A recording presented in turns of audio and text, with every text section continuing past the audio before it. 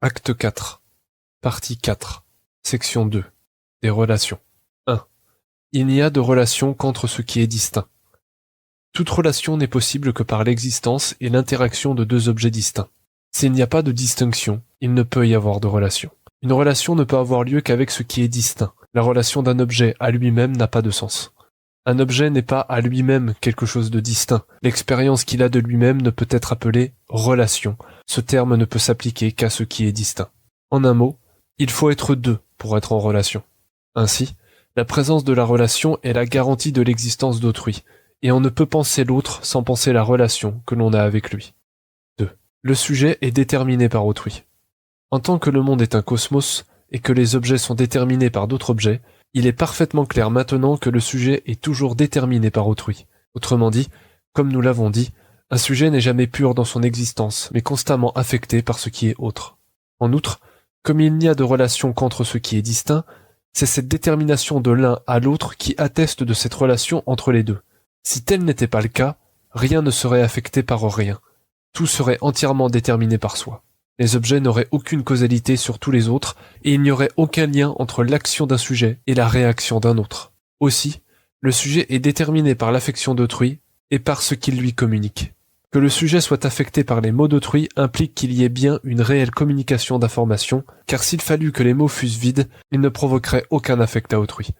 Or, tel n'est pas le cas. Il y a bien quelque chose qui est communiqué, et ce sont leurs significations. Ainsi, tout comme parler, c'est interagir avec un système de signes, communiquer avec autrui est comme interagir avec des systèmes. Communiquer est comme entrer des processus dans un système. Chaque processus cause un certain effet dans le système. Un sujet est déterminé par les actions d'autrui et de ce qu'il lui communique. Fondamentalement, interagir avec autrui peut se réduire ultimement à effectuer des processus. Et comme, pour un même phénomène, il est toujours possible d'avoir n'importe quelle représentation, le sujet ne sait jamais vraiment l'effet que va produire ses actions chez autrui. C'est pourquoi l'incertitude envers autrui conduit à son expérience afin de clarifier son système propre dans le but de comprendre quel processus opérer selon l'intérêt qu'on en attend. C'est aussi pourquoi on ne parle jamais selon la vérité, mais toujours selon le système de l'autre. 3. Le rapport à autrui est fondamentalement un rapport de force. En tant que l'expression de soi est conflictuelle et que les individus sont continuellement pris dans un conflit d'intérêts où chacun ne peut avoir de bien que le mal d'autrui, le rapport à l'autre est toujours un rapport de force.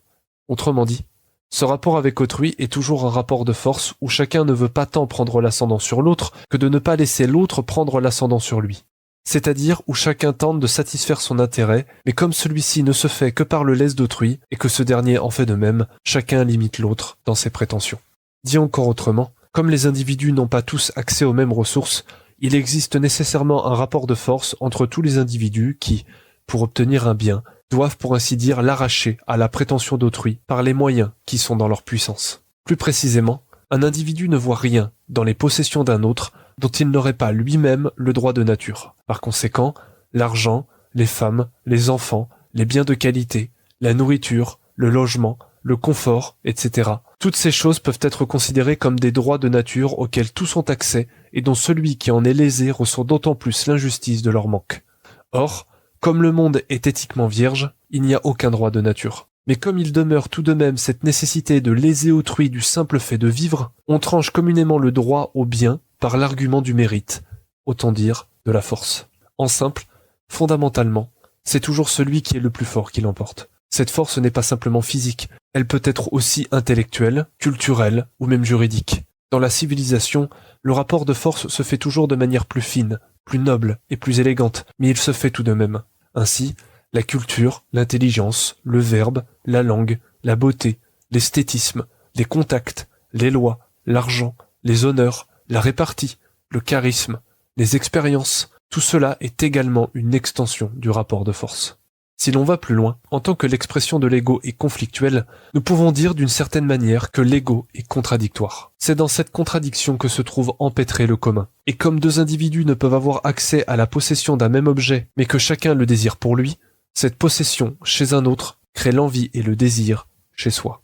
Une communauté est nécessairement faite de telle façon que l'ascension de l'un se fasse au détriment de celle de l'autre. Ainsi, quand l'un s'élève, un autre s'abaisse. Il n'y a pas de gagnant sans perdant. On ne peut en louer un tout en blâmant l'autre. Le sujet donne de la valeur aux objets par le manque qu'autrui lui fait éprouver par leur jouissance. C'est pourquoi le commun ressent toujours une amertume pour autrui. Cette amertume prend bien des formes et n'est pas toujours facile à expliquer. Nous croyons cependant qu'elle trouve son fondement dans le désir chez les individus des mêmes choses. Cette amertume permanente envers autrui rend difficile pour un sujet de se réjouir pour lui. Et bien que le sujet ne désire pas véritablement qu'autrui soit malheureux, il aura toujours du mal à se réjouir de son bonheur. C'est pourquoi le commun est toujours occupé à murmurer contre son voisin, à comploter contre sa réussite, à critiquer tout ce qu'il peut faire, à regarder d'un air craintif et envieux le jardin qu'il cultive tout près de lui, et, sans espérer que sa récolte soit mauvaise, il espère en secret que ses fruits ne seront pas trop bons. Hélas, c'est là quelque chose de bien triste que l'objet dans lequel on place son espérance soit le mal d'autrui. Reprendre juste avant. Il suit de cela que le commun est pris dans un conflit permanent où tous se livrent une guerre silencieuse dont il n'est pas certain qu'il y ait des vainqueurs. Bien que ce sujet soit plus complexe, nous disons que les hommes se détestent fondamentalement car, d'une part, l'expression de l'ego est toujours conflictuelle, d'autre part, car ils aspirent aux mêmes choses. Chacun blâme l'autre d'avoir ce à quoi lui-même aspire. Ainsi, s'il est bien habillé, c'est qu'il est pédant. S'il a de beaux objets, c'est qu'il cherche à faire le crâne. S'il a de l'argent, c'est qu'il l'a sûrement volé. Car le médiocre exige que tous soient aussi médiocres que lui. Il ne pardonne pas à ceux qui lui sont supérieurs. Ainsi donc, le commun déguise les insultes derrière les politesses et les piques derrière les grands sourires. Et comme l'expression de l'ego est considérée comme mauvaise, mais qu'elle est pourtant nécessaire, tous avancent masqués en dissimulant leurs prétentions. Tous se mentent, se trompent. Tout n'est que duperie, simulation et séduction. Il faut dire à l'autre tout le contraire de ce que l'on pense afin d'endormir sa vigilance de crainte qu'il nous gêne dans nos ambitions. Il faut avancer ses pions dans le secret de son cœur et ne montrer son jeu qu'au moment où l'on a déjà gagné. Voilà le monde des hommes. En clair, comme un sujet ne peut exister sans léser autrui, et que l'acquisition d'un bien ne se fait ultimement que par la force, une lutte terrible et permanente de tous contre tous se crée, et l'état naturel dans lequel le monde plonge un sujet pousse tout naturellement celui-ci au mal de l'autre. Ce qu'il y a sans doute de plus étrange, c'est que de cette lutte se produit un étrange équilibre qui est sain pour la nature elle-même. Nous avons l'exemple d'un parc naturel dans un pays étranger où l'espèce des wapitis proliférait beaucoup trop, ce qui avait pour effet direct la disparition de la flore et de certaines autres espèces. Il fallut donc l'intervention de l'homme afin de réintroduire le prédateur naturel du wapiti, le loup, afin de réguler sa population et retrouver un équilibre. Remarque, le conflit et le rapport de force sont tellement fondamentaux dans le rapport à autrui que, même au travers de la pacification de la civilisation ou de la normativité juridique, ce conflit s'exprime toujours d'une manière ou d'une autre. On dit communément que la liberté s'arrête là où commence celle des autres, mais on voit bien que l'expansion de l'un se confronte à l'expansion de l'autre, et lorsque l'affrontement ne peut pas ou ne veut pas avoir lieu, il se transmet à un autre domaine. On passe alors d'un conflit direct à un conflit plus indirect, mais qui ne dupe personne quant à sa nature belliqueuse. Les formes générales des collectivités ne sont que des extensions du mouvement des individus. On retrouve donc, dans les rapports entre collectivités, les mêmes travers que les rapports entre les individus, où chacun, derrière des prétentions de paix, manœuvre en réalité à sa domination sur les autres. C'est pourquoi cette confrontation permanente de tous les instants, cet équilibre des forces qui prend présomptueusement le nom de paix, n'est rien sinon une société qui, selon le mot de Jaurès, porte la guerre comme les nuages portent l'orage. 4. Le rapport à autrui est profondément vicié. Chaque individu étant imparfait, tous les individus possèdent une idée inadéquate qui, par conséquent, cause des actes inadéquats dont autrui subit les conséquences. Chacun en faisant de même, il s'ensuit que tous les hommes se blessent mutuellement les uns les autres. Ainsi, ce en quoi devrait résider tout leur bien devient alors la source même de tous leurs maux. Autrement dit, le rapport à autrui est profondément perverti. Dans ces conditions, continuer d'évoluer près de lui est comme s'inoculer constamment du poison. Dit encore autrement, l'individu ne peut s'épanouir dans ses relations, car toutes ses relations sont viciées. Que ce soit en amour, en amitié ou en famille, il ne nous a jamais été donné de voir la vertu et la vérité comme ciment d'une relation, mais toujours le mensonge, la douleur, la culpabilité, la force, la souffrance, la haine, la peur, la domination, etc. En bref, quelque chose de nocif qui, au lieu d'épanouir le sujet, le ronge petit à petit, jusqu'à ce qu'il n'en reste rien. Par conséquent, toutes les relations des individus sont empreintes du vice et de la souffrance. Ils ont des amis, une famille, des enfants, des amours, mais ignorent même la définition de ces mots. Et bien qu'ils les emploient tous les jours, ils finissent leur vie sans en connaître le sens véritable. En clair, leurs relations ne sont pas bonnes car elles ne sont pas vraies. Et bien que la nécessité les contraint à vivre avec les autres, ils passent leur vie entièrement seuls, cohabitant le monde avec des étrangers qu'ils ne connaissent véritablement jamais, et dont la relation est toujours amère et douloureuse. Pire encore, ne vivant que dans le vice, ils ne peuvent vivre aucune relation dans la vertu, et en voient-ils à peine la silhouette qu'ils la fuient le plus loin possible. Aussi, personne ne peut plus concevoir ces relations qu'à l'aune du vice et du mal, qu'on ne s'étonne plus que notre vie auprès des autres ne nous apporte que douleur. En allant plus loin, face au problème de sa vie et à son infirmité naturelle, le sujet vit sans savoir ce qu'il fait ni ce qu'il veut. Il s'expérimente donc lui-même sur autrui. Il apprend à se découvrir par l'autre, et c'est donc l'autre qui subit les erreurs de soi. De cela, il s'ensuit que l'une des conditions de la relation saine est d'être sain soi-même. Dit autrement, si l'on n'est pas sain soi-même, on ne peut être sain dans ses relations. Or, jamais un sujet ne pourra être sain s'il s'ignore lui-même. Et tant qu'il s'ignorera lui-même, il continuera de faire subir à autrui la conséquence des erreurs de son expérience de lui. De plus, tout sujet possède en lui des traumatismes et des blessures dont il subit les conséquences tout le long de sa vie. Et bien que le rapport à autrui cause au sujet de la souffrance, comme il est dépendant d'autrui, quoi qu'il en pense, il cherche plus ou moins à guérir ses blessures auprès d'autrui. Mais comme il ignore lui-même ses blessures et qu'il ne se connaît pas lui-même, bien loin de guérir ses maux, il blesse autrui du mal qui le touche lui-même. Le sujet se découvre à lui-même par l'autre. Autrui est pour le sujet comme le révélateur de ce qu'il est. C'est pourquoi c'est toujours autrui qui subit les maux qui caractérisent le sujet. De plus, comme le sujet possède une idée inadéquate, il produit des raisonnements inadéquats. Chaque erreur de raisonnement est une blessure de plus à autrui. En un mot, l'autre n'est pas l'éponge de nos problèmes et personne n'a à subir ce qui nous touche nous-mêmes. Il faut donc, en tant qu'il est possible, chercher à se parfaire soi-même afin d'épurer les vices qui nous caractérisent dans le but d'offrir à autrui le meilleur de soi. 5. La souffrance des autres pousse le sujet à rejeter autrui. Comme le rapport à autrui est fondamentalement un rapport de force, que le rapport à autrui est profondément vicié et que le bien de l'un est le lèse de l'autre, il s'ensuit que les hommes en communauté se blessent mutuellement les uns les autres. Autrement dit, en tant qu'autrui est la condition de l'existence de soi, il est pour soi une nécessité vitale. C'est précisément pour cela que les pires souffrances d'un sujet viennent de son rapport avec autrui, car, de cette souffrance, il ne peut s'affranchir.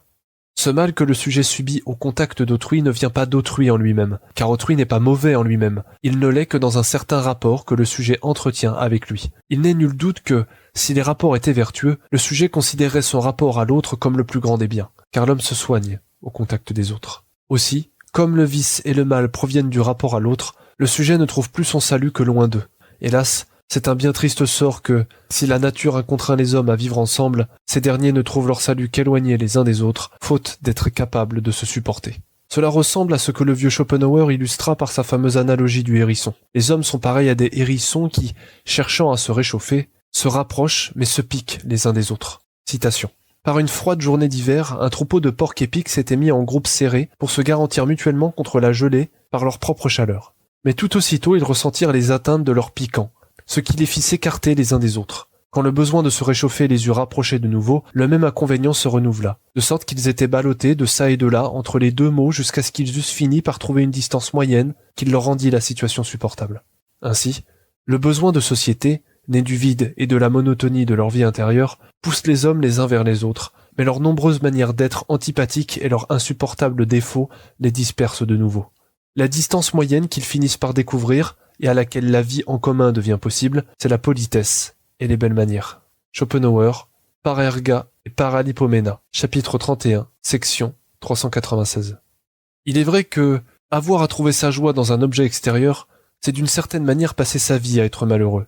Il s'en est suivi que certains sujets ont cru qu'ils pouvaient vivre heureux en vivant seuls, et en ne trouvant le bonheur et la joie qu'en eux-mêmes. Ainsi, comme Narcisse, tout leur bonheur n'est le produit que d'une sorte de contemplation d'eux-mêmes. De manière générale, ouvrir son cœur à l'autre, c'est ouvrir son cœur à la souffrance. Et comme il arrive qu'un sujet soit las de la souffrance que l'autre lui inflige, il arrive qu'il ferme entièrement son cœur à tout ce qui est autre. Déçu par les autres et ne voulant plus redonner sa confiance à personne, le sujet se confine donc en lui-même et développe une forme d'ascétisme étrange où il se coupe de tout le monde et ne réduit plus ses rapports avec autrui qu'au minimum de ce qu'il peut mettre de lui. Il arrive souvent qu'il soit aimable, souriant et aimant, et pourtant, il reste entièrement fermé à l'autre, comme une porte fermée au palier de laquelle l'autre n'aurait qu'à rester.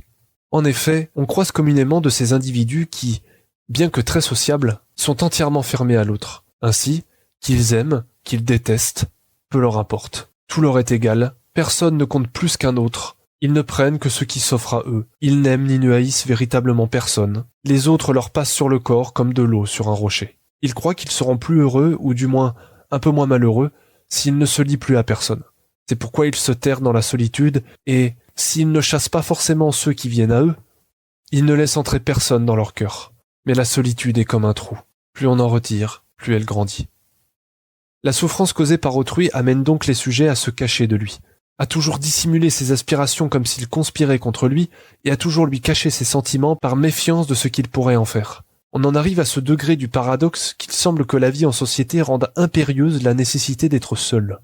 Mais pourquoi fallait-il vivre ensemble si c'est pour finir à vivre seul?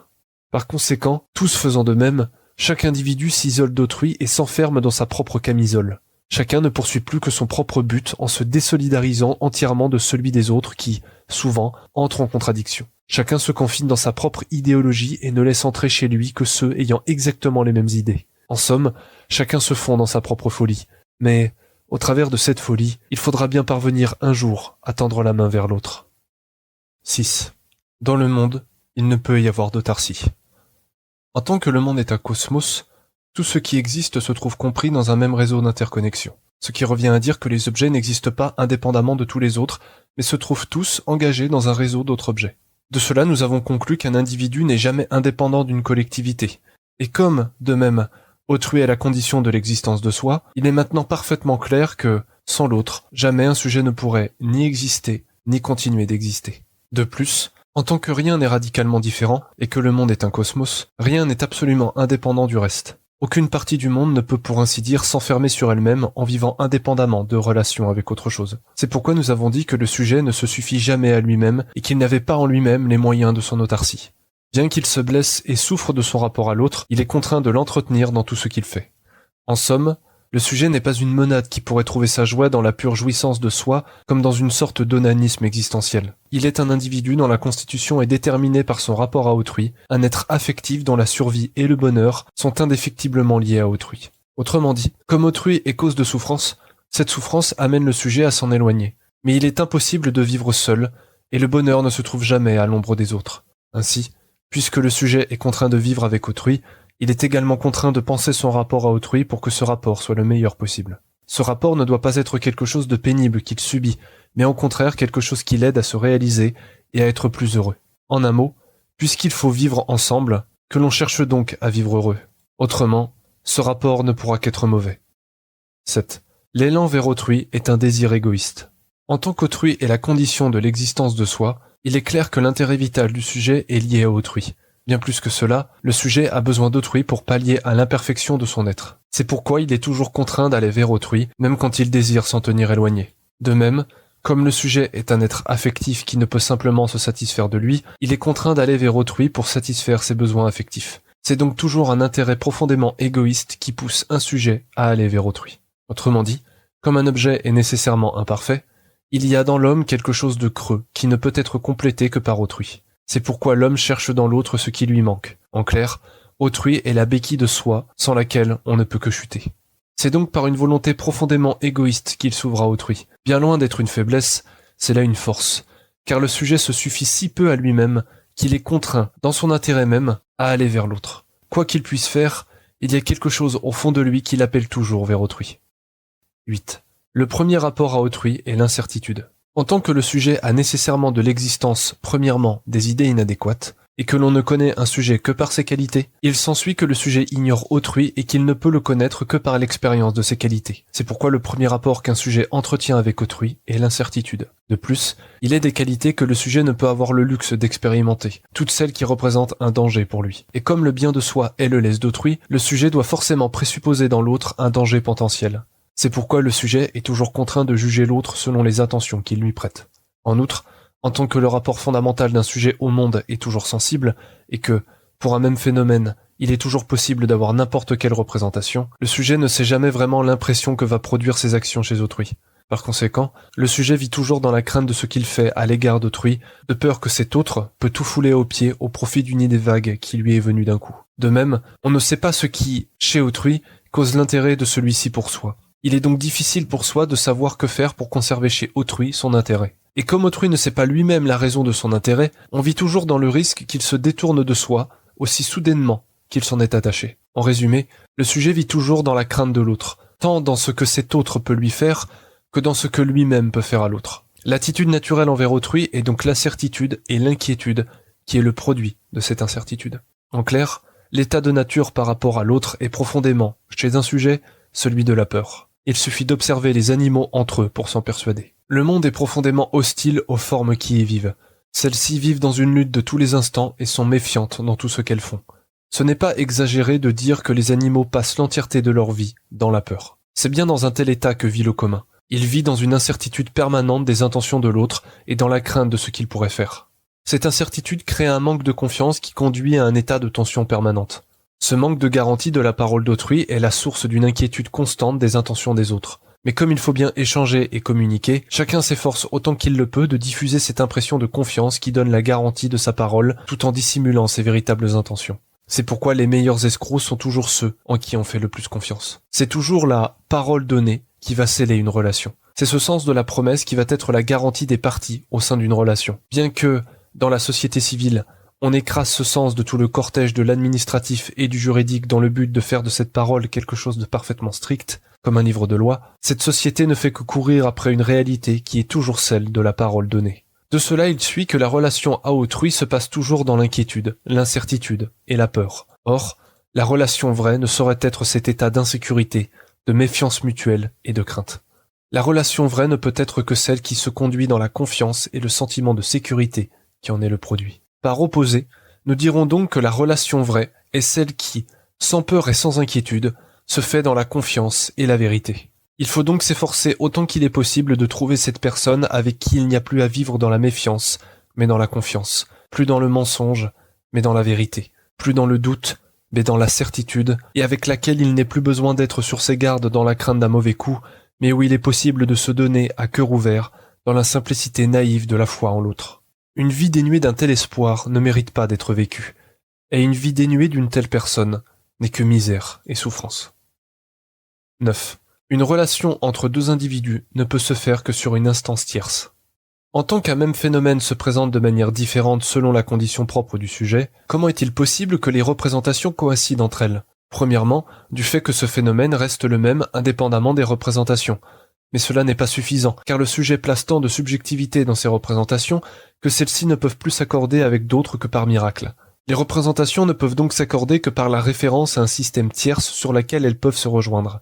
Toute relation a donc besoin d'une instance tierce qui fasse la jonction de l'un à l'autre, sur laquelle les individus puissent se rejoindre et faire converger leurs idées pour s'accorder sur les mêmes représentations. Si ce n'est parfaitement, du moins, faiblement. Aussi, les représentations varient d'un individu à l'autre, mais pas fondamentalement, car si elles devaient être radicalement différentes, les individus ne pourraient se rejoindre sur rien. Cela veut dire que, malgré les divergences de représentation, la normalité permet au sujet de garder quelque chose de commun qui maintient le lien entre eux. Sans cela, les représentations ne s'accordent plus sur rien et les individus en viennent tout naturellement à s'entre-déchirer. Par conséquent, nous nommerons normalité cet espace qui permet à deux individus d'interagir en se rejoignant sur une même base. La condition de la relation entre individus est donc la normalité. Sans elle, il ne peut y avoir d'entente et de compréhension. Plus précisément, une relation n'est rendue possible que par le partage de quelque chose de commun. Si ce quelque chose de commun n'existe pas, l'entente est impossible. Les hommes ne se rassemblent que parce qu'ils se ressemblent. La différence se pallie par la ressemblance, et la différence ne coexiste qu'au travers de la ressemblance. Plus il y a de différence, plus la relation sera difficile, jusqu'à temps que la différence soit si grande que la relation en deviendra impossible. Deux individus ne sont jamais parfaitement identiques, bien sûr, mais il y a forcément quelque chose de l'un dans l'autre, sans quoi leur relation est impossible. Même si les individus sont fort différents, s'ils parviennent à vivre entre eux, il faut admettre qu'il y a plus de ressemblance que de différence. Quand la différence est trop grande, l'entente n'est plus possible. C'est parce qu'ils se ressemblent que leur différence ne les sépare pas. Mais si une différence est trop grande, l'entente ne sera plus possible. Enfin, même si l'entente peut exister entre deux individus différents, chacun sera nécessairement plus attiré par un individu ayant plus d'affinité avec eux, c'est-à-dire de similitude. C'est cette similitude qui donne au sujet cette impression d'être aimé, d'être compris, de n'être plus seul, d'être connecté, d'être plus à l'aise, etc. En bref, si des sujets n'ont rien en commun, ils ne peuvent coexister ensemble. S'ils en ont peu, ils se rapprocheront toujours de ceux qui en ont plus. De plus, le sujet n'est pas libre d'interagir avec autrui comme il le veut. Il agit toujours envers autrui d'une façon stéréotypée et codifiée. En un mot, quand les individus agissent, et plus encore quand ils interagissent, ils suivent un protocole strict dans lequel réside la forme de leur relation. En ce sens, dans une relation, on est toujours au moins trois. Une relation ne se fait jamais directement d'individu à individu, mais toujours au travers d'un intermédiaire qui en permet et en garantit l'interaction. Une relation se fait donc toujours à partir d'une tierce instance par laquelle s'opère la relation et sans laquelle elle ne peut avoir lieu. Elle est comme une sorte de ciment entre deux éléments. En outre, en tant que le sens est un rapport, c'est la référence à cette instance tierce qui permet de déterminer la signification de la relation. Autrement, cette relation n'a aucun sens. Par habitude, cette instance devient tellement évidente qu'on ne s'en pose même plus la question. Cette instance n'est pas seulement un simple intermédiaire neutre. Il s'agit d'un processus complexe où des individus, pour interagir, vont nécessairement créer un espace où convergeront leurs manières d'être et qui, en les mimétisant, vont agir réflexivement sur ces mêmes individus. Autrement dit, en tant que la mimésis est cette capacité chez un sujet de reproduire ce dont il fait l'expérience, c'est par cette mimésis que le sujet exprime ce qu'il est à partir de ce qui est autre. À l'échelle d'une communauté, cette mimésis va produire une normalisation des attitudes qui vont toutes les faire tendre vers la même manière d'être. Cela est vrai à un tel point que, lorsqu'un individu ne reproduit pas cette normalité, il en ressentira un reproche silencieux dans son cœur. De même, ce qui est anormal ne pourra pas interagir correctement avec autrui. C'est pourquoi il sera tout naturellement rejeté par autrui. De telle manière que nous pouvons dire que la normalité est un processus inconscient qui épure du corps social tout ce qui est étranger. D'une certaine manière, ce n'est pas tant autrui qui rejette l'individu anormal, c'est l'individu anormal qui, en n'étant pas normal, s'exclut lui-même de la communauté, puisqu'il n'a pas en lui ce commun qui lui permettrait de faire le lien avec autrui. S'il est vrai que l'on peut en effet s'enticher d'un personnage excentrique et anormal, c'est que cette anormalité n'est pas drastique. Tout ce qui est profondément anormal nous répugne et nous débecte, car il nous présente toujours un individu comme étant asocial, c'est-à-dire comme étant en dehors du champ de l'interaction sociale. En clair, un individu anormal est un individu non miscible dans le corps social. C'est pour cela qu'il s'en tient comme étranger. En outre, en plus des conditions communes, c'est également cette mimésis qui est la partie de l'autre qui se trouve en nous-mêmes. Elle permet d'avoir en nous quelque chose de l'autre qui nous lie de telle manière à lui que, s'en éloigner, c'est s'éloigner de nous-mêmes. De même, en tant qu'il y a dans l'autre quelque chose de soi, ce sont les conditions communes des sujets qui sont le ciment de toute relation. S'il n'y a pas dans l'autre quelque chose de commun à soi, il est impossible d'entretenir de bonnes relations avec lui. C'est ce quelque chose de commun qui permet d'avoir pour l'autre de la compassion, c'est-à-dire la co-patio, le fait de sentir ensemble. C'est pourquoi il est rare que les relations survivent à la différence. C'est également pourquoi, plus on fait d'expériences du monde, plus on a d'expériences similaires à autrui, plus on a de commun avec lui, plus il est facile de se lier à lui. Ainsi, la condition de la relation, c'est la vie active. En un mot, un endroit où personne ne fait comme les autres n'est pas un endroit où l'on peut vivre avec les autres. Et si le sujet n'est pas capable de s'amputer d'une part de lui pour prendre une partie d'autrui, chacun crée un état de discorde sans fin. Remarque. Il est commun de considérer la normalité comme un vice. Beaucoup de débats portent autour de cette notion de normalité. Quelle est-elle? En quoi consiste-t-elle? Qu'y a-t-il de commun entre deux individus différents par définition? Serait-elle vraiment une vertu? Ne voyons-nous pas plutôt que les grands hommes ont tous ce point commun qu'ils n'étaient pas normaux? Le commun finit par associer cette idée d'individu normal à un individu sans substance, vide de toute originalité. Il associe l'idée de normalité à celle de catégorie qui sonne mal à ses oreilles. Avec le temps, cette notion de normalité entre en horreur dans l'esprit des individus qui n'ont de cesse de vouloir s'en éloigner. C'est pourquoi le commun aime à se définir comme en dehors de toute normalité, ou en dehors de toute catégorie. Et ce nouveau dogme produit une normalité d'excentrique où, dans une sorte de carnaval, chacun n'a pour seul objectif de rivaliser d'excentricité pour ne pas être quelqu'un de normal, pour ne surtout pas ressembler à l'autre. Mais il ressemble tellement peu à l'autre que, finalement, il devient incapable de le comprendre, car l'autre ne lui ressemble plus en rien. Comme il n'y a plus rien de soi dans l'autre et inversement, personne ne se reconnaît plus. Dès lors, les individus ne peuvent plus entretenir aucune relation qui ne soit sous le rapport d'hostilité. C'est pourquoi le délitement de la normalité s'accompagne toujours d'une dissolution du corps social qui, par conséquent, éclate en une multitude d'individualités. L'un des obstacles très grands à la reconnaissance dans la réalité de la normalité, c'est l'ambiguïté. En effet, il y a une zone très ambiguë entre la liberté individuelle et le rapport à l'autre.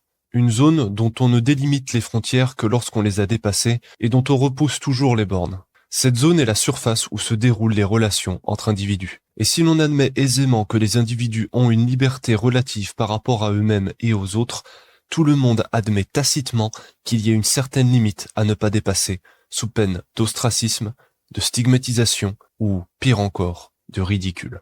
Nous disons que cela est très ambigu car les subjectivités sont telles qu'on trouvera toujours des individus pour dire une chose et son contraire. Si certains critiquent cela, d'autres en feront l'éloge, tant et si bien que l'individu en question éloignera les critiques et ne gardera que les éloges pour renforcer, en lui-même, l'idée noble qu'il se fait de son excentricité. On se cache généralement derrière l'argument du goût. Le goût est personnel et l'autre n'a pas son mot à dire. Mais le goût n'excuse pas tout.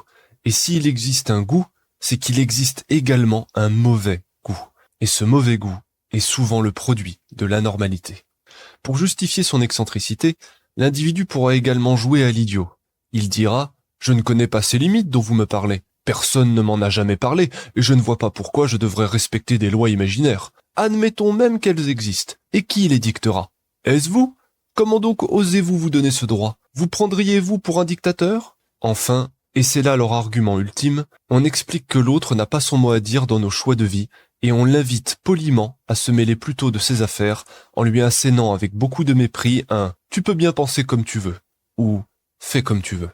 Mais vivre en société, c'est vivre dans un même corps où l'autre est également soi. Il n'y a aucune société, aucune communauté, aucun groupe humain quelconque et d'aucune sorte où l'individu fait ce qu'il veut, s'habille comme il veut, parle de ce qu'il veut, comme il veut, et où toutes ses actions le concernant ne soient le produit que de sa volonté propre et parfaitement libre. Il existe, dans tout groupe humain, une série d'interdits tacites que nous enseigne le rapport à l'autre et que personne ne peut décemment nier à moins d'être le plus parfait des imbéciles ou le plus naïf des inconséquents. On se cache à soi-même cette vérité, car nous aimons vivre de bonnes intentions et de vœux pieux qui, bien souvent, restent à l'état de chimère. Et s'il est vrai qu'il existera toujours des originaux et des excentriques qui, non seulement portent bien leur originalité, mais qui également s'en accommodent fort bien au travers de leur vie, il est également vrai que ces excentriques constituent les limites de la normalité, limites qu'ils ont franchies, dont ils témoignent et dont ils s'inscrivent par ce biais, malgré tout. On aura beau la critiquer tant que l'on veut, cette normalité est le ciment entre les individus. Elle s'impose à nous par la force de la nécessité, car elle est l'uniformisation des manières d'être des individus. Même ceux qui la critiquent le plus sont bien contraints d'en avoir l'usage. 10. Plus il y a d'instances d'interaction entre deux individus, plus il y a de virtualité. En tant qu'une relation entre deux individus ne peut se faire que sur une instance tierce, toute relation se produit, se déroule et se construit sur quelque chose d'abstrait. Aussi, plus il y a d'instances dans la relation entre deux individus, plus cette relation devient abstraite, moins elle se fait sensible, moins il y a ce que nous nommons de la compassion. En clair, plus les instances se multiplient, plus nous disons qu'il y a de virtualité, c'est-à-dire de distance ou d'intermédiaire entre un individu et un autre. Par conséquent, plus la virtualité entre individus augmente, plus abstraite se fait la relation, moins sensible elle devient, moins autrui a de réalité dans l'idée du sujet. C'est comme si l'autre devenait quelque chose d'abstrait qui n'existait pas vraiment. Par exemple, il existe cette fameuse expérience de Milgram, dont on est finalement capable de faire dire n'importe quoi. Il nous semble néanmoins que s'il y a bien une chose que cette expérience nous apprend, c'est que plus un individu est sensiblement loin d'un sujet, moins ce sujet aura de compassion pour lui. Pour le spectateur qui l'ignore, l'expérience de Milgram est une expérience fameuse où deux individus participent à une recherche sur la mémoire. L'idée est de vérifier la théorie qu'un sujet apprend plus facilement s'il crée une punition s'il n'y parvient pas. Pour vérifier cela, un groupe de scientifiques tire au sort un individu qu'ils attachent sur une chaise électrique. C'est l'élève. Ensuite, ils demandent à l'autre individu, le professeur, de lui lire une suite de mots associés à des adjectifs. Par exemple, pain beurré, vent violent, voiture rouge, etc. Une fois cette liste lue, le professeur doit donner à l'élève un mot et l'élève doit retrouver l'adjectif qui lui est associé. Cependant, à chaque fois que l'élève se trompe, le professeur lui inflige un choc électrique via commande. À chaque erreur, le choc augmente en intensité et jusqu'à atteindre un voltage mortel. Heureusement, l'expérience ne consiste aucunement sur une enquête sur la mémoire, mais bien sur la capacité d'un individu à obéir à un ordre absurde d'une autorité supérieure qui l'incite à infliger une douleur toujours plus grande à un individu qui ne lui a strictement rien fait. L'idée est de savoir jusqu'où l'individu est capable d'aller. L'expérience montre que la majeure partie des gens vont jusqu'à la mort de l'élève. Bien sûr, tout est factice. La chaise n'est pas vraiment électrique et l'élève est un acteur tiré faussement au sort. L'expérience a également été menée dans des pièces différentes où l'élève était de simples enregistrements audio. Toute l'expérience est une mise en scène macabre qui vise à mettre le professeur dans une situation qu'il pense vraie et dans une détresse psychologique épouvantable pour observer ses réactions. Quand on analyse cette expérience, on remarque que plus le professeur a un contact direct avec l'élève, moins il est enclin à lui faire du mal. Moins il y a de distance d'interaction entre individus, plus il y a d'intimité. Si plus il y a d'instances d'interaction entre individus, plus il y a de virtualité, c'est-à-dire d'abstraction dans la relation, au contraire, moins il y a d'instances, plus le rapport se fait sensible, plus nous disons qu'il y a d'intimité. L'intimité est donc une proximité très proche d'un individu à l'autre qui lui permet de le connaître plus directement, plus sensiblement, et avec moins d'intermédiaires. Ainsi, plus il y a d'instances entre deux individus, plus il y a de virtualité, moins il y a d'intimité. Inversement, moins il y a de virtualité, plus il y a d'intimité. Autrement dit, être intime avec autrui, c'est se rapprocher de lui au plus proche qu'il nous est possible. C'est accéder à la connaissance de ce qu'il est à partir du moins d'intermédiaires possible. C'est cette intimité qui est saccagée par les tromperies ou les traumatismes. C'est la proximité d'un individu avec l'autre qui cause la violence de la douleur que tous deux s'infligent et qui les pousse alors à ériger toujours plus de barrières pour que personne ne se rapproche de nouveau. Quand l'intimité est violée, quand elle est abusée, exploitée, saccagée, le rapport à autrui en est de même, et il n'existe plus dès lors que des rapports tordus, difficiles et pénibles, qui ne se déroulent jamais autrement que dans le vice et la méfiance, mais jamais dans la vertu et la confiance. Accéder à autrui, voilà bien ce que l'homme n'est jamais parvenu à faire. Celui-ci croit être intime avec un autre du fait de sa proximité sensible. Mais ce n'est pas la proximité sensible à elle seule qui constitue l'intimité. C'est de comprendre comment cette proximité permet d'en apprendre plus sur autrui. Sans la connaissance de l'autre, il n'y aura jamais d'intimité. C'est pourquoi on voit communément des individus qui, tout en étant des plus intimes dans le sens où l'entend le commun, sont pour l'autre comme des étrangers, et peuvent-ils vivre ensemble pendant des années, que leur cœur ne se rapproche pas d'un centimètre. Remarque, ce qui permet à une relation d'être bonne, c'est la compréhension. Dans une bonne relation, il s'agit de comprendre l'autre et d'être compris par l'autre, exactement comme on accéderait à la connaissance d'un objet. On a beaucoup moqué ce que l'on nomme la relation platonique. On la voit comme une relation entièrement plate, sans aucun contact sensible au rapport charnel, et dans la simple passivité de la connaissance de l'idée de l'autre. En un mot, on la voit comme une sorte d'amitié cordiale basée sur la connaissance de l'autre. Par extension, on a appelé de platonique une relation totalement plate, sèche et sans substance.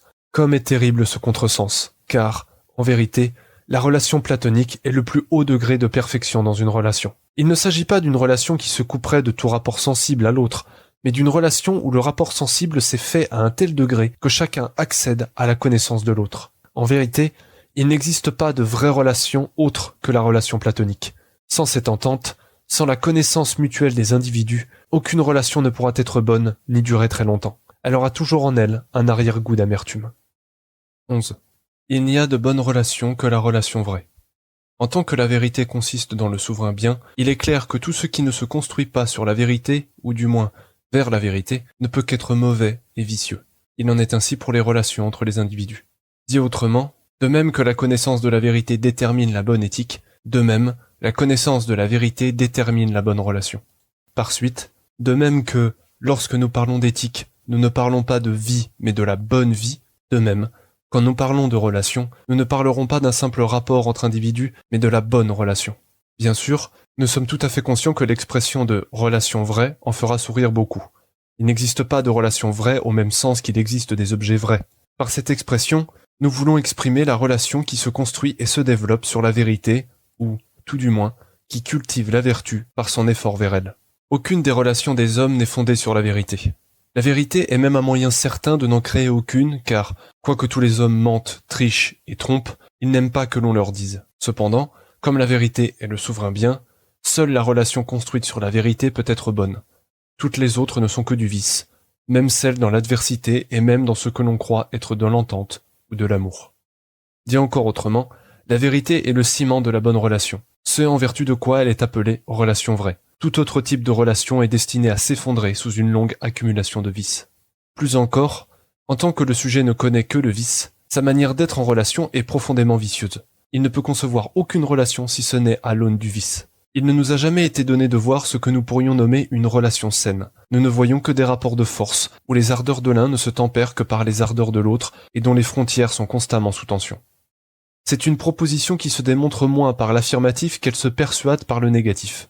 Aussi, la force de cette proposition ne se trouve pas tant dans les propositions antérieures que dans les exemples de relations que l'on peut observer et qui, toutes exsangues de vérité, nous font comprendre l'impérieuse nécessité de celle-ci dans les rapports entre individus.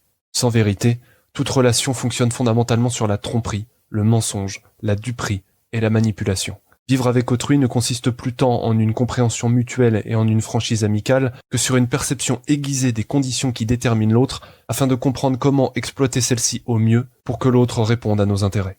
C'est pourquoi, sans vérité, interagir avec autrui ne consiste pas tant à dire le vrai qu'à dire notre idée d'une certaine manière. On développe ce que l'on appelle le sens de la phrase, c'est-à-dire celui du mensonge. C'est également pourquoi, sans vérité, une relation ne peut plus se baser que sur la manipulation. On ne dit jamais la vérité, mais on suggère, on insinue, on donne à voir, on sous-entend, mais on ne dit jamais vraiment. 12. Le logos est une condition de la relation vraie. En tant que le sujet ne peut exprimer une idée que par la logique propre de son langage, qu'un signe inadéquat implique toujours un langage inadéquat, et comme les sujets ont nécessairement des idées inadéquates, il suit de cela qu'ils interagissent entre eux par des signes dont la logique propre est inadéquate. Il s'ensuit donc que leurs rapports ne peuvent être qu'inadéquats. Ces rapports inadéquats sont donc la cause d'une source infinie d'erreurs et de très grands malheurs pour ceux qui les éprouvent, à ce point même que beaucoup finissent par ne plus vouloir de relation avec personne. Dit autrement, si le système par lequel les individus interagissent est vicié, leurs interactions ne pourront jamais être autres que vicieuses. Les hommes sont si viciés dans leur communication que cela devient un vice de ne pas en faire l'usage.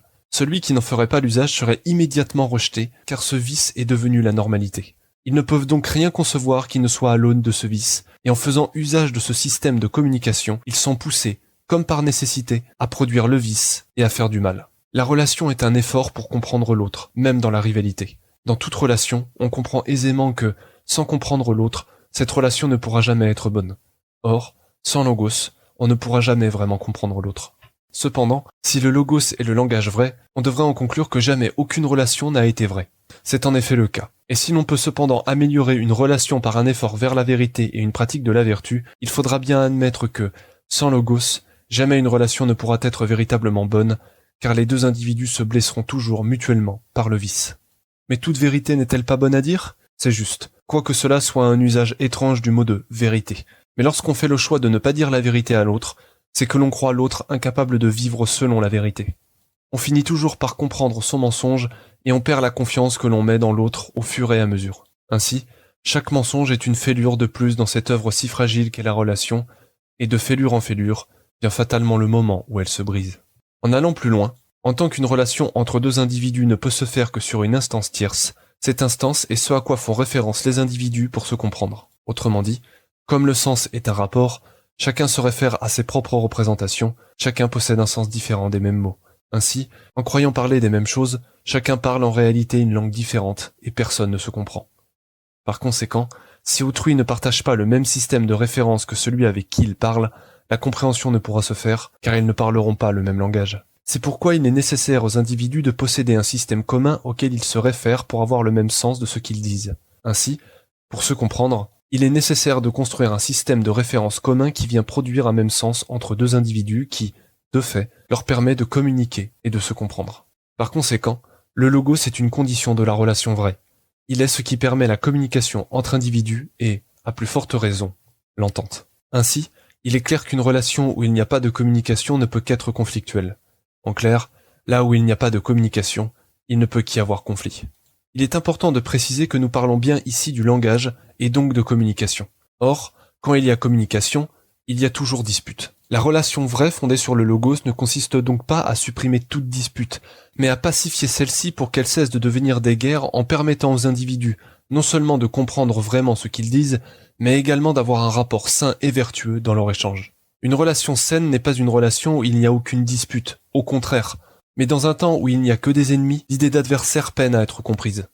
Les individus ne se disputent jamais autant que lorsqu'ils cherchent à s'entendre. Là où il n'y a pas de dispute, c'est qu'il n'y a pas de dialogue, pas de communication, et donc pas d'effort pour se comprendre. En un mot, quand les mots deviennent impuissants, il n'y a plus rien d'autre à faire que de se taire. Les hommes ne savent plus s'entendre, C'est pourquoi ils considèrent l'adversaire comme un ennemi et toute dispute comme une forme de guerre. C'est pourquoi ils ne peuvent jamais se disputer autrement qu'en se faisant la guerre, et comme ils cherchent à éviter le conflit, plus par lâcheté que par vertu, ils fuient la dispute comme la peste.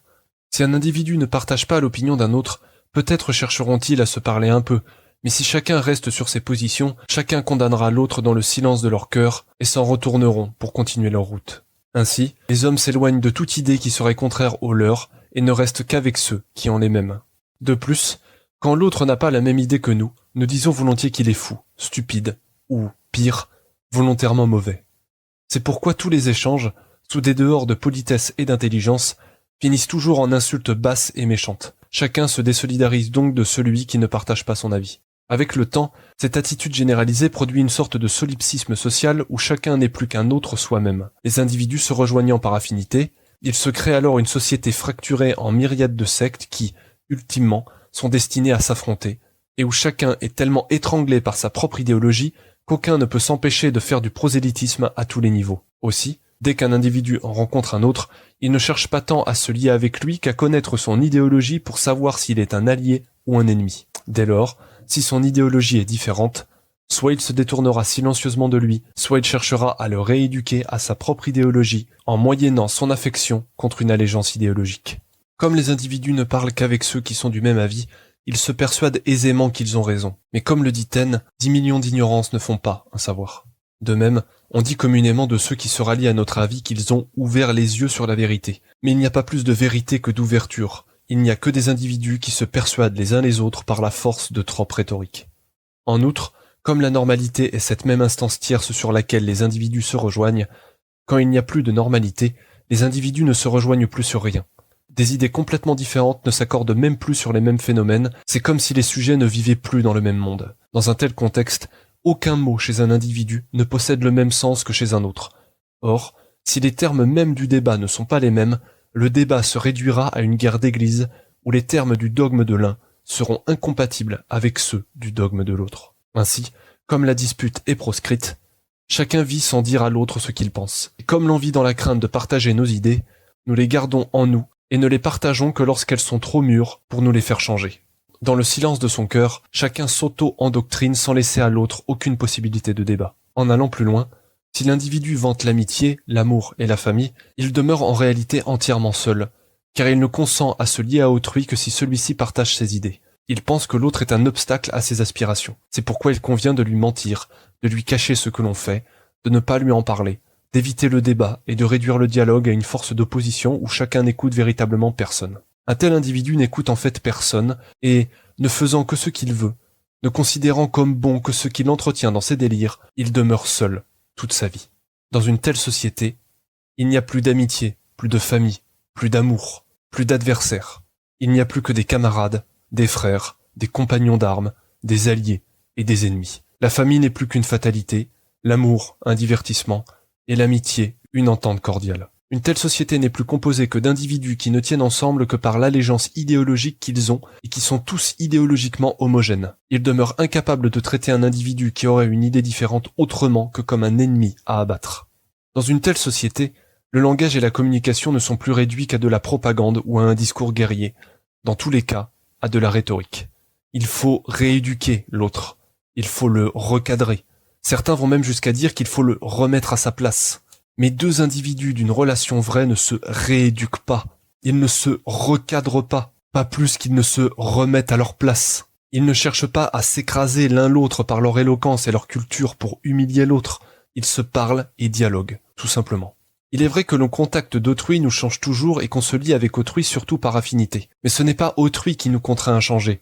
Ce n'est pas lui qui moyenne son affection contre ce changement qu'il nous fait. Seul le lieu où résident les hommes libres peut être le lieu d'un véritable dialogue. Seuls les hommes sages et cultivant la vertu peuvent se disputer sans se faire la guerre et, disons-le, peuvent même le faire avec une certaine amitié. Tous les autres bavardent, s'insultent, usent de 1000 astuces rhétoriques, mais ne dialoguent ni ne communiquent. En réalité, ils échangent des suites de monologues. Ainsi donc, il n'y a de véritable dialogue que celui qui se fait à partir du logos. Tout le reste est rhétorique. Aussi, tout échange, s'il ne s'inscrit pas au travers du logos, est à quelque degré que ce soit une forme de conflit.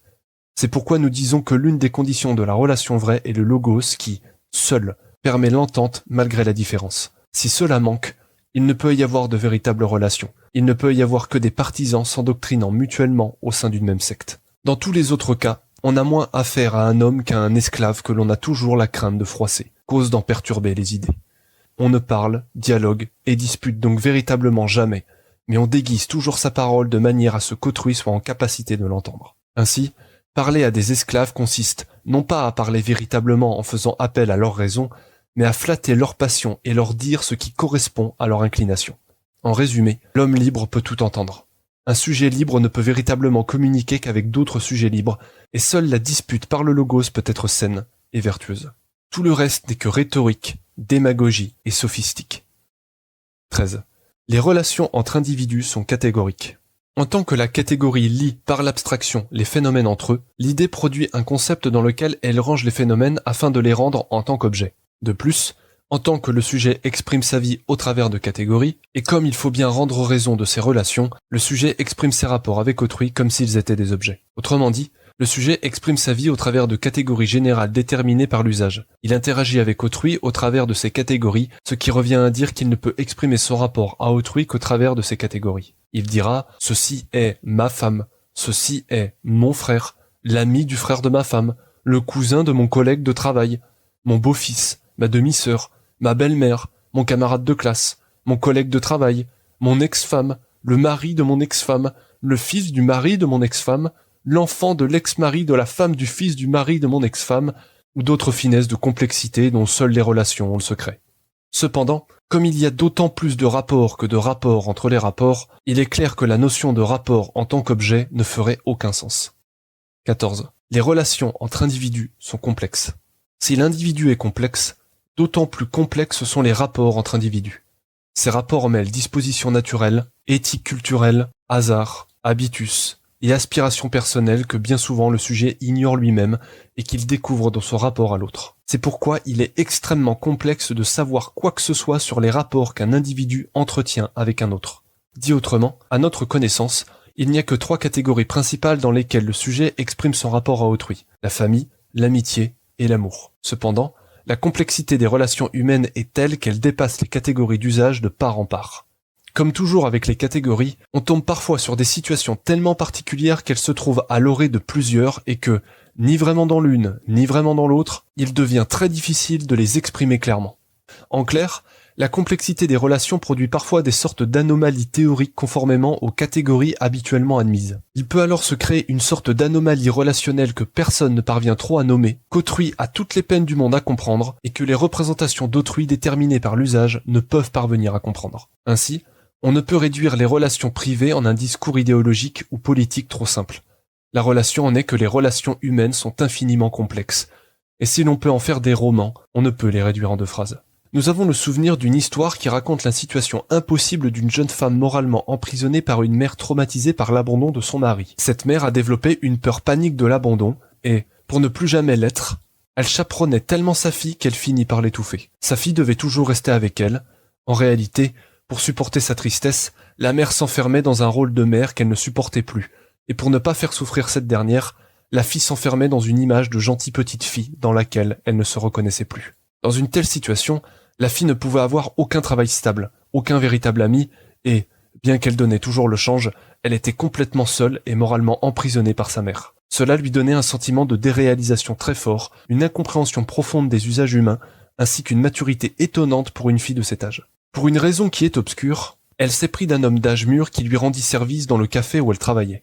Elle ne devait pas avoir plus de 18 ans et l'homme en avait plus de 40, ce qui créa une relation extrêmement mal vue et à la limite de l'illégalité dans la société où il vivait. L'homme avait perdu sa femme il y avait peu. Sa fille ne lui parlait plus, il était physiquement et moralement épuisé par un travail éreintant. Il trouvait dans cette jeune fille la fraîcheur de vivre et la sève d'une jeunesse qui l'avait quitté.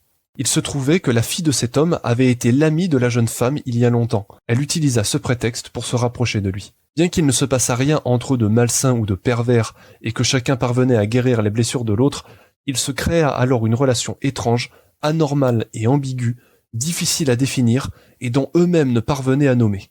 La chose commença à se savoir, l'homme fut arrêté par la police et quand un policier lui demanda quelle était la nature de sa relation avec cette jeune femme, tout ce qu'il put dire fut « c'est l'ami de ma fille ». Les relations humaines sont d'une infinie complexité. Il faut condamner uniquement celles qui nuisent à autrui et celles qui s'imposent de force à des individus. Mais en dehors de cela, lorsqu'elle ne nuit à personne et qu'elle est choisie en conscience par des individus libres, cela est leur vie privée et ne regarde qu'eux-mêmes. En définitive, nous ne connaissons rien de la vie des autres. Il ne nous appartient donc pas de les condamner. Gardons-nous donc bien de les juger à chaque instant, comme nous le faisons. 15. La relation vraie est simple. En tant que la relation vraie est celle qui se construit sur la vérité et que la vérité est le souverain bien, seule la relation vraie peut être bonne. En outre, comme la vérité est simple, il s'ensuit que la relation vraie est simple. Autrement dit, la relation vraie ne se perd pas en mille intrigues ou d'infinies complexités. Elle est à la fois simple dans sa nature et simple dans son fonctionnement. Dans une relation, il faut toujours chercher la simplicité. Elle doit être quelque chose qui coule de source, quelque chose qui se donne simplement et qu'une trop grande réflexion vient entraver, comme un bâton dans des rouages. Un bel esprit gâte toujours une relation et une relation basée sur son usage ne peut être bonne. Cela ne veut pas dire qu'il faut être idiot pour aimer.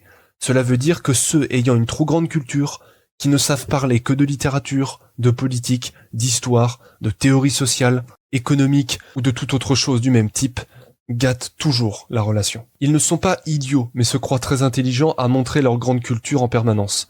Il ne s'agit pas d'intelligence, mais simplement de vanité. Dans une telle relation, chacun s'adonne à une sorte de jeu permanent très malsain où chacun cherche à prendre le dessus sur l'autre et où chacun ne trouve d'estime pour l'autre qu'en tant que l'autre cherche à le dominer. De même, les individus se perdent facilement en mille intrigues pour obtenir différents avantages. Ils aiment souvent à avoir mille préoccupations dignes des plus grandes tragédies ou des plans des plus machiavéliques. Mais tout cela n'est rien, sinon de l'énergie perdue. Il est de notre avis qu'une personne sans culture mais ayant cette simplicité est bien plus intelligente qu'une personne qui s'enorgueillit de sa propre mémoire et qui ne peut s'empêcher de la ressortir à tout bout de champ. Dit d'une manière très impropre, s'il fallait choisir, il faudrait toujours choisir un idiot plutôt qu'un savant et toujours préférer une personne qui pense peu à une personne qui pense trop. C'est pourquoi le spectateur qui lit ces lignes doit vraiment s'interroger sur la nature de ce qu'il fait et de ce qu'il en attend. Si son désir est de se lier à l'autre, nous croyons qu'il ferait bien mieux d'en oublier les lignes et d'en témoigner la connaissance le moins possible à ceux avec qui il vit. Ainsi, il faut toujours aimer ce qui est simple, car celui qui n'aime que ce qui est compliqué sera toujours malheureux. Néanmoins, si le rapport à l'autre est complexe, les relations sont toujours complexes. Elles peuvent fonctionner sur des trésors de complexité dans lesquels il est difficile de voir clair. Cependant, si une relation est vraie, même si elle s'entoure de dehors complexes, elle repose fondamentalement sur quelque chose de simple. Les individus se rejoignent toujours fondamentalement sur des choses simples. Toutes leurs complexités ne sont que des prétextes pour les présenter. C'est pourquoi il faut toujours s'efforcer autant qu'il est possible de cultiver ce quelque chose de simple qui est le terreau de la relation vraie. 16. La relation vraie est un effort mutuel. Si la vertu est un effort de perfectionnement vers la vérité, dans une relation, ce n'est pas être vertueux qu'être le seul à faire des efforts. Pour qu'une relation soit vraie, il faut que les individus de cette relation soient tous consacrés à un effort de perfectionnement. Sans cela, cette relation n'est pas vraie, elle n'est qu'une illusion. Autrement dit, il n'y a pas de relation vraie à sens unique. La relation vraie n'est pas une juxtaposition d'individualité, mais un effort mutuel pour la création de quelque chose de commun. Si chacun n'est pas prêt à aliéner une part de soi pour faire un pas vers l'autre, jamais aucun ne pourra se lier à personne. De plus, une relation vraie est un échange constant de services et de joie, même dans la rivalité. S'il n'y a pas cet échange mutuel, cet effort commun, la relation ne peut qu'être nocive. Quand on est le seul à faire des efforts dans une relation, on se leurre sur le fait que l'autre nous estime, ou pourra nous estimer. Mais la vérité est qu'il ne nous estime pas et ne nous estimera jamais, et c'est précisément pour cela qu'il ne fait pas d'efforts. Fondamentalement, la relation vraie n'est pas fondée sur les faux semblants, mais sur une estime véritable, une volonté d'entente, un effort d'aller vers l'autre. Et comme chacun va vers l'autre, chacun peut se rencontrer à égalité l'un de l'autre. En clair, les conditions de la relation vraie sont la réciprocité et l'effort mutuel. Si l'on aime et que l'autre n'aime pas, rien ne peut être fait. Si l'on veut la paix et que l'autre ne la veut pas, rien ne peut être fait. Si on respecte l'autre et que l'autre ne nous respecte pas, rien ne peut être fait. Remarque. Nous pensons que cet effort mutuel est une vérité que tous reconnaîtront bien vite, et peut-être certains penseront qu'elle est tellement évidente qu'elle ne nous apprend rien. Mais c'est pourtant quelque chose d'infiniment complexe et, s'il en est beaucoup qui l'admettent, il en est très peu qui la pratiquent véritablement. Il en est qui, sous des prétextes de paix, proposent sciemment des ultimatums outrageux, car ils savent que, étant tout bonnement inacceptable, la responsabilité de l'échec reviendra à ceux qui en ont effectué le refus. Tant et si bien qu'ils diront « Voyez, nous voulions la paix, nous voulions un accord, mais ce sont eux qui l'ont refusé. » Cela, ce n'est pas vouloir la paix, ce n'est pas vouloir un accord ou chercher l'entente. Il en est d'autres qui ne concèdent à tendre mollement la main vers nous que lorsque nous nous rendons entièrement à leur raison. Cela non plus n'est pas faire un pas vers l'autre, ni tendre la main. Enfin, il en est d'autres qui ne concèdent à se salir le cœur de la pensée de nous qu'au prix d'une adhésion complète de corps et d'âme à leur doctrine. Ce sont des gens qui monnaient leur affection au prix d'une allégeance idéologique. En fait, pour eux, le monde ne se divise qu'en deux catégories, alliés et ennemis. C'est pourquoi ils sont toujours enclins à désigner l'autre comme une cible, et tous ceux qui ne sont pas avec eux sont contre eux. Et lorsque la diversité des cibles possibles a fini d'être consumée dans leur brasier permanent, et comme ils ne connaissent de relation que celle de la haine, ils trouvent de nouvelles cibles au sein même de leur propre rang. Tant et si bien que même une allégeance aveugle, pleine et entière à leur délire ne suffit pas pour nous prémunir de leur courroux d'exaltés. Il ne faut donc pas se leurrer sur leur sorte de promesses tacites d'amitié ou d'affection, comme si l'obédience absolue à leurs idées suffisait pour se faire aimer d'eux, car, en réalité, ils n'aiment personne. Et c'est toujours dans leur intérêt qu'ils font miroiter à l'autre des espoirs d'affection. C'est comme s'ils disaient « Je ne vous promets rien. Faites déjà l'effort d'arriver jusqu'à nous et, une fois que vous y serez, nous verrons si nous vous aimons. Convertissez-vous d'abord et nous verrons ensuite. » Ces gens-là sont d'une médiocrité éthique hallucinante. Ce sont des gens qui regarderaient mourir leur meilleur ami sans une once de culpabilité, de remords, de doute ou de pitié, et qui, même alors, trouveront en eux la bêtise de dire, quelque part, il l'avait mérité, et c'est bien fait pour lui. Ce sont des individus médiocres qui ne connaîtront au cours de leur vie de relation que celle de l'ennemi, et qui n'ont de cœur que celui belliqueux et vindicatif du zélote. Ils n'ont ni pitié, ni empathie, ni compassion, ni tendresse, ni gentillesse, ni amour d'aucune sorte pour tous ceux qui ne sont pas exactement comme eux. Il faut avoir grand pitié de ces gens-là, car, sans aucun amour dans le cœur, ils ne savent pas même le sens de ce mot et en resteront étrangers tout le long de leur vie. Car ce qu'ils veulent, ce n'est pas un égal, ce n'est pas un ami, ni même un amour, c'est un camarade, un frère d'armes, autant dire, de la chair à canon supplémentaire qui ne servira de rien, sinon de combustible à ce feu terrible qu'ils prennent pour leur Dieu et dont la seule fonction est de brûler tout ce qui existe. Faire le privilège de tendre la main vers l'autre, ce n'est pas faire un effort. Faire un effort mutuel, c'est renoncer volontairement à une part de soi pour aller vers l'autre. Et comme l'autre en fait de même pour soi, cela fait que les deux parties se retrouvent à égale distance l'un de l'autre.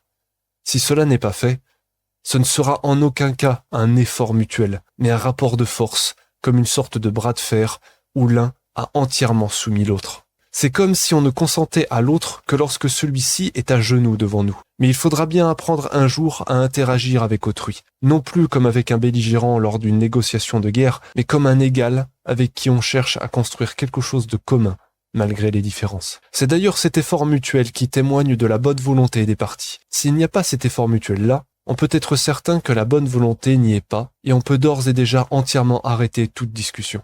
Autrement dit, et pour conclure là-dessus, comme le dit si bien l'expression « paix sur la terre aux hommes de bonne volonté ». Les autres n'auront jamais qu'à se consumer dans les flammes de leur propre bûcher. 17. La relation vraie demande du temps. En tant que la relation vraie est un effort mutuel, elle ne saurait se donner d'un coup comme un objet fini. Il existe toujours un temps incompressible à la culture d'une relation. C'est pourquoi la condition de la relation vraie est également le temps qui consacre un sujet. Pour un mortel, le temps est la plus grande des monnaies. C'est dans ce en quoi on l'investit que l'on voit ce que l'on aime le plus. Un sujet qui n'a jamais le temps pour sa relation n'est pas un sujet qui tient à cette relation. On a toujours du temps pour ce à quoi on tient le plus. En un mot, cultiver une relation demande du temps. C'est comme une fleur que l'on arrose et que l'on regarde pousser. À rien suffit à la souffler, on en touche les pétales non sans en être apeuré. Fin de la section 2.